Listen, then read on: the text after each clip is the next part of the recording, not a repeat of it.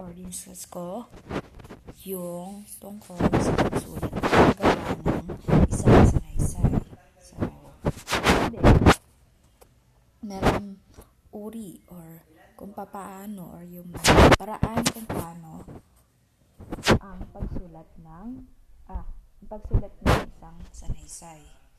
So, ayan, sabi dyan, ang pagsulat ay isang makrong kasanayang pangwika at isang paraan ng pakikipagtalistasan ng manunulat sa mambabasa. So, gampanin ng pagsusulat na ipabatid sa target ng mambabasa ang mensaheng ipinaparating ng teksto. So, meron tayong dalawang uri ng pagsulat. Meron tayong tinatawag na formal at di formal. So, ayan, pag formal, nangangailangan ng puspusang pananaliksik o pag-aaral. Then, ito na, yung di formal naman, ito yung mayroong kalayaan. Okay? So, pwede kang magsulat ng kahit na anong nais mong sanaysay or paksa. So, meron tayong mga bahagi ng sulatin or ng isang sanaysay. Ayan. So, una is yung panimula or introduction. So, ito yung pinakamukha ng sulatin. So, ito din yung nagsisilbing batayan ng mambabasa kung itutuloy ba o hindi ang pagbabasa. So, meron tayong paraan na pagsulat ng panimula. Meron tayong pasaklaw na pahayag. Tanong na rhetorical. Ito yung isang tanong, nagtatanong, ang nagbabasa para hanapin ang sagot sa sanaysay at para isipin niya. Okay? So, para magbibigay ka ng tanong para makapag-isip. Okay? Or para magkaroon ng isang idea yung mambabasa. And then, paglalarawan, okay? Paglilinaw or description sa paksa. Then, CP, ayan, copy. Ayan. Copy na galing sa iba't ibang literatura. So, gaya ng libro, article, ayan. Then, nakatawag pansing pangungusap. So, isang pangungusap na makakuha ng atensyon ng nagbabasa. Ayan, kasabihan or sa English is sayings. And then, salaysay. Ito naman is katawan o gitna. So, ito yung pinakamahalagang bahagi or pinakamahabang bahagi ng sulatin. So, dito pinapaliwanag ng manunulat ang kahulugan ng pahayag na inilalahad sa sisimula. So, ito naman yung paraan ng pagsulat ng katawan. Meron tayong chronological. So, nakaayos-ayon sa panahon ng pangyayari. So, yung pagkakasunod-sunod ng mga pangyayari. Siyempre, kailangan kapag, lalo na pag mga dates, may mga dates na isusulat ka sa sanaysay kung kailan nangyari yun. Kailangan, siyempre, magkakasunod yung taon. Kunyari, 1964, di mo naman pwedeng unahin yung pangyayari nung 1965. So, syempre mag-umpisa ako saan nagsimula yung story o kaya yung gusto mong isulat na story. Then, paanggulo. So, dito, pinapakita ang bawat anggulo ng paksa o yung iba't ibang idea niya, ayan, or yung iba't ibang side. And then, pahambing. So, pagkukumpara ng dalawang problema or anggulo at ang iba pang paksa. Ayan. Then, papayak o pasalimuot. So, nakaayos sa paraang simple hanggang komplikado at vice versa.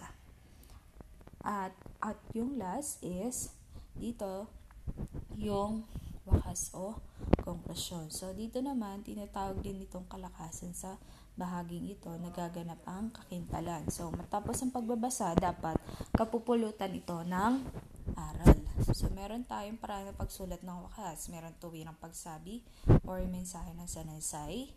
Then, panlahat na pahayag. So, pinaka-importante yung detalye ng sanaysay. Yung parang pinaka-message mo para sa lahat. Or yung gusto mong sabihin para sa lahat. Then, pagtatanong, winawakas ang sanaysay sa pamamagitan ng isang rhetorical na tanong. Kanina, di ba, sa introduction or dun sa panimula, pwede din yung rhetorical na tanong. Pwede rin siya sa wakas. Ayan.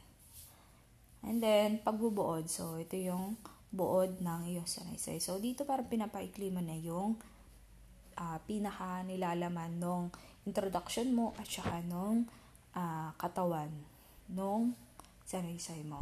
Okay? So, yun yung paraan ng pagsulat. Okay? Ayan.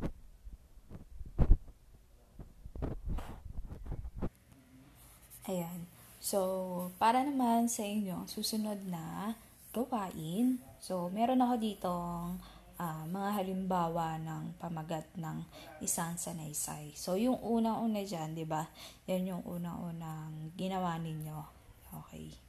So, tungkol siya sa kahalagahan ng edukasyon. So, ngayon, kayo na yung pipili ng sarili ninyong pamagat sa sanaysay. Okay? So, yung kahalagaan ng edukasyon, hindi na siya kasali, okay?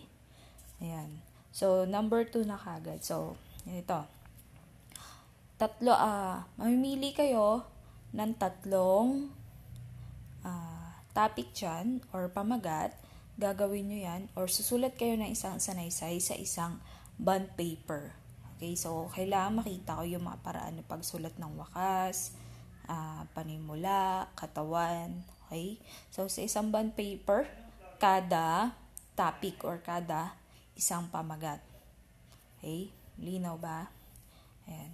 So, ito yung mga pamagat ng sanaysay. So, ang aking pananaw sa pagsapi ng kapatiran o fraternity. And then, paano mapapaunlad ang turismo ng Pilipinas? And then, sunod naman, bilang isang kabataan, paano ka makakatulong sa pagpapaunlad ng iyong pamayanan or ng community ninyo? And then, ako 10 taon mula ngayon. Sa tingin mo, ano ka kaya after 10 years? And then, ang aking magagawa upang mapaunlad ang aking pamilya. And then, yung last one is yung pinaka gusto kong trabaho. So, yun yung mga pagpipilian na pamagat ng sanaysay. So, yan lang yung makikita ko. Kailangan 3 bond paper yung maipapasa. Okay? Baka naman So, ganito. Bawat bahagi dapat merong 10 pangungusap. 10 to 15 sentences. Okay? So, ganun yung bilang. Yeah. So, yun lang. Yung 11B. Maraming salamat.